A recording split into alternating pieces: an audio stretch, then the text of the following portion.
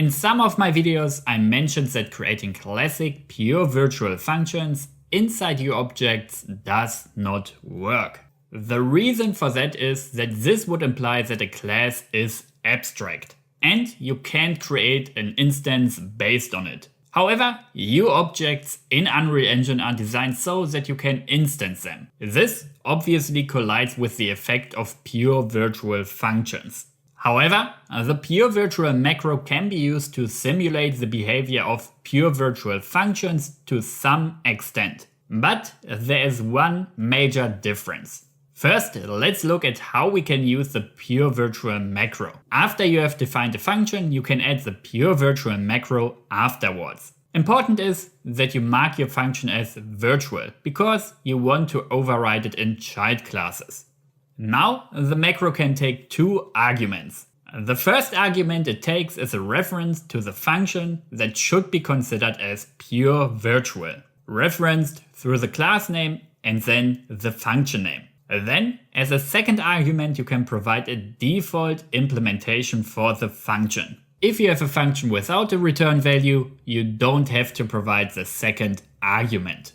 If your function returns something, you need to provide at least a return statement as the default implementation, since otherwise you would get a compilation error.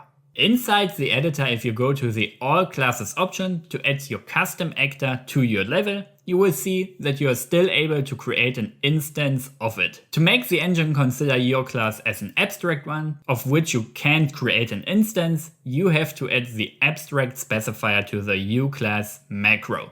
And here you can learn more about this specifier. Now, if we create a class that inherits from our class with the pure virtual macro, and press compile, without doing anything, you will see that it works fine.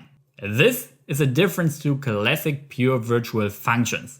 For example, if we implement an interface that contains a classic pure virtual function, you will get an error at compile time that mentions that you have not implemented this function in the child class. If we go back to the original example and call the function on our child class, so on the class that has no implementation for this function, you will see that the pure virtual macro tries to replicate the behavior of pure virtual functions, since this call will lead to a crash. That informs you that the function is not implemented on your child class. So the difference is that you will get informed about the missing implementation at runtime when calling a function that is not implemented by the child class. Whereas with classic pure virtual functions, you will get an error during compile time. If we now implement the function on our child class and call it again, you will see that this error will not happen again. So the pure virtual macro can be used to force child classes to implement certain functions. And for that, it tries to replicate some of the behavior of pure virtual functions while adhering to the rule that your objects must be instantiable.